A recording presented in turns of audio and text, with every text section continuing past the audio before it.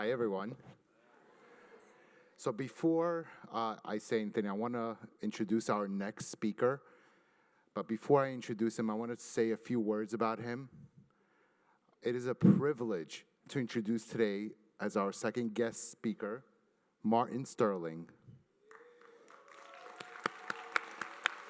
Martin Sterling is a dynamic individual who had reinvented himself across industries, proving that growth is not a single path, but a mindset. He began his career in the fast-paced world of music video production, working as an editor on high-profile projects alongside legendary director Hype Williams. His creativity and attention to detail earned him early recognition and set the foundation for everything that followed. From there, Martin transitioned into finance, where he rose to become a top-performing life and disability insurance agent, achieving gold status while helping protect thousands of families across the state of New York. He later expanded into real estate and investing, building experience in property development, cryptocurrency, stock trading, and options, blending long-term vision with strategic thinking. Never one to settle, Martin recently answered a higher calling by stepping into healthcare. He graduated with honors as a radiologic technologist from John Patrick University and now serves patients throughout Northwell Health, bringing compassion and excellence to his work every day. Beyond his professional achievements, Martin is deeply committed to giving back, volunteering with New York Cares to support and inspire the next generation. His journey is very powerful, a reminder that success is not defined by one title, but by resilience, reinvention, and purpose. Whether through storytelling, service, or strategy, Martin Sterling brings heart, hustle, high standards to everything he does. Please join me in giving a warm alumni welcome to Martin Sterling.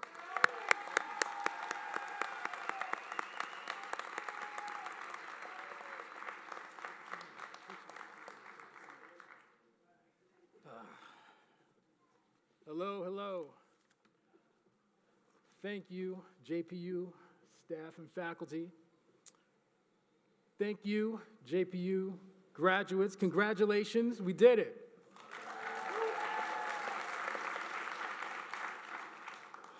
So, for me, radiology wasn't my first career choice. It wasn't my first. I've done real estate. I've done insurance. I've also done entertainment. How many can relate? How many radiology is not your first career choice? It's not your first. Yeah, it wasn't my first, but it was definitely my best. So my journey with radiology started with JPU back in fall of 2022. Back then, I enrolled in JPU just like all of you did. I was also working at the time. And it was a shock. I had to get used to being back in school again, get used to evening classes, getting used to study groups, getting used to Isaac and his tough love.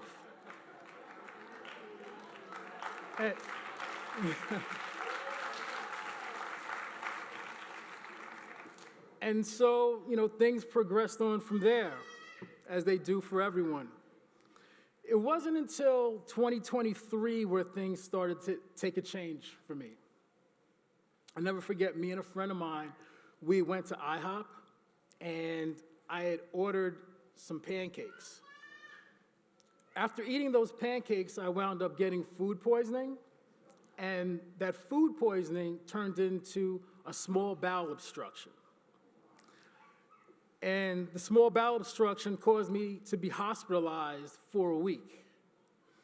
And I'll never forget, each night, late at night in the hospital, when things died down in the unit, I would speed walk laps around the nursing station, like 3 to 5 miles every single night, to try to dislodge what was causing the small bowel obstruction in order to avoid them having to do an emergency surgery on me.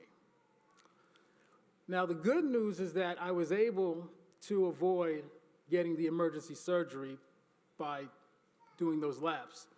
The bad news is because of the hospitalization, I had missed my qualification for my first clinical rotation, so that had to get pushed for later. And then things went on, continued school. And then a few months later, I went to get a colonoscopy in order to try to identify why I had the small bowel obstruction. Now, during this colonoscopy, while they couldn't identify why I got the small bowel obstruction, they did identify a small benign polyp in my large intestine. Now, this small benign polyp in my large intestine had to get removed with a procedure later on, a few months down the road. And so I went and had the procedure done. Now, during this procedure, when they removed the small benign polyp, a couple of things were discovered. Number one, the small benign polyp wasn't small. It was 3 times larger than they thought. And upon removing it, because it was so large, they wound up perforating my bowel and causing severe sepsis. The second thing that was discovered was this benign polyp. When they did a full biopsy on the benign polyp, they found colon cancer. And so I never forget, it was a Saturday, when I was in the ICU, and both of those pieces of information came to me within about 30 minutes of each other. And the thing was, the following Monday would start what should have been my final semester at JPU, my final clinical rotation. And so I remember I reached out to Graz. I was like, Graz, I can't start the semester, next week. I got this situation going on. Maybe I could delay it a couple weeks or something.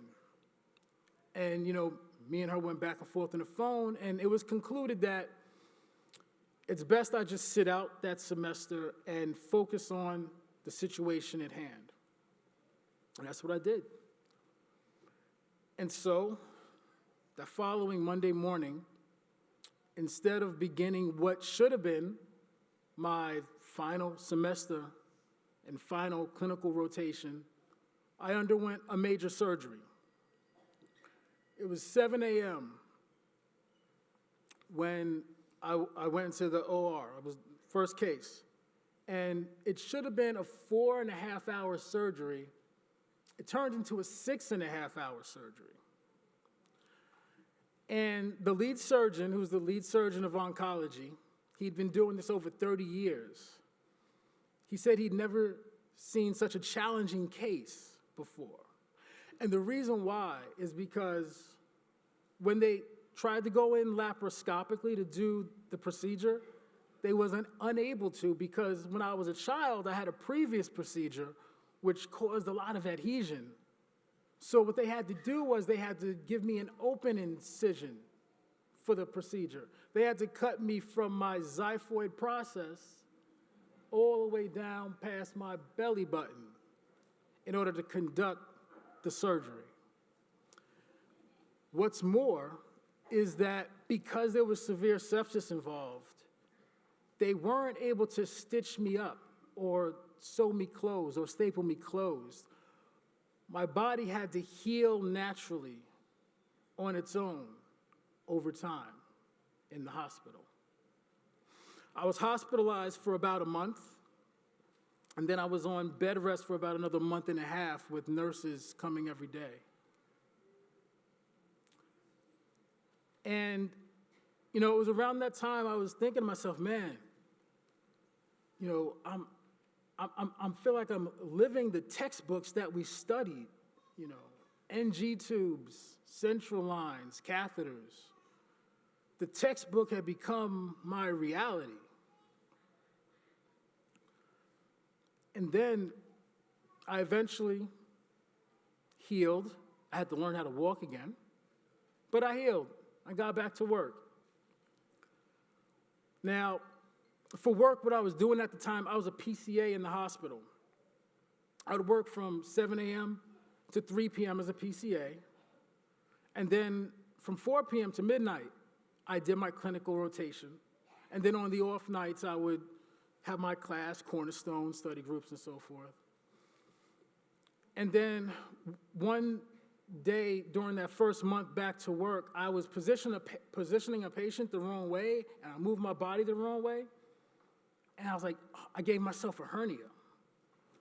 And I went back to the doctor, and he was like, I was like, Doc, I think I got a hernia. He's like, yeah, you have a hernia. We have to do another operation. I was like, I can't do an operation. I'm in the middle of clinicals. I'm in the middle of my final semester. I can't. He was like, look, if you're real careful and you use proper body mechanics and you play it safe, we could postpone the procedure. So that's what I did. I just wore a brace and just was careful and just pushed through. Oh, and I left something out. Right before I went into the hospital for the operation, my brother, who had been secretly battling an issue with heart disease, he passed away suddenly. And then, shortly after I came out of the hospital, during my recovery, my father, who had been battling a kidney problem for quite some time, I'd been helping take care of him, he unexpectedly passed away. And so on top of everything else, now I'm dealing with burying my father and an estate battle on top of it.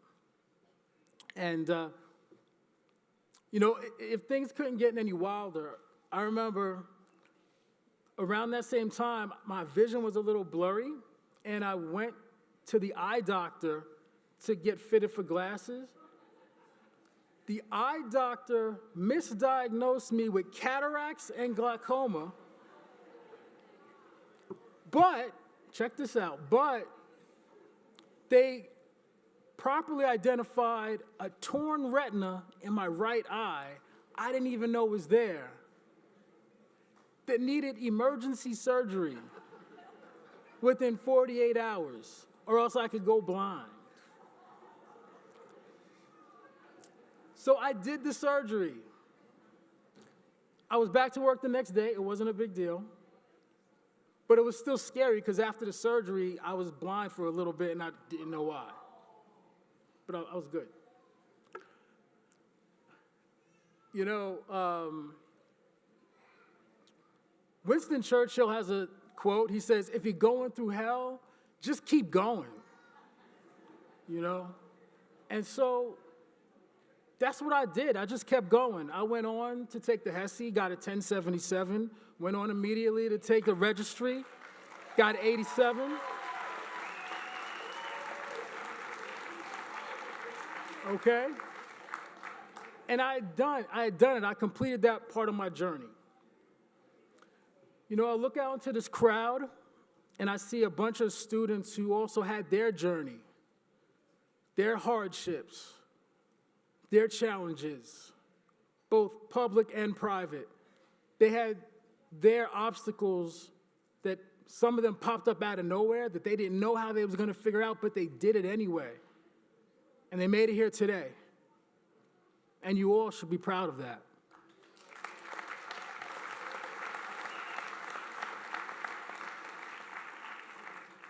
You know, a lot of times when I tell this story, people say, oh man, you had such bad luck. That was so terrible what happened to you. That's so bad.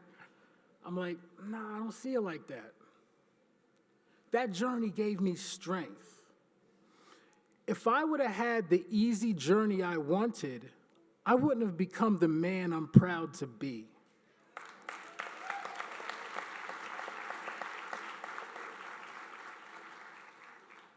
So be proud of your journey. And now it's on to the next chapter. Thank you.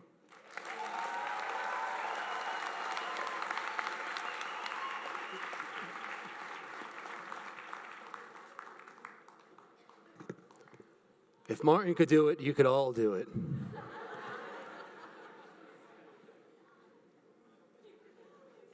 And with that being said, it gives me the honor of presenting our next award this evening. It is the Heart of the University Alumni Award, and it gives me great pleasure to introduce that award and present it to Martin Sterling.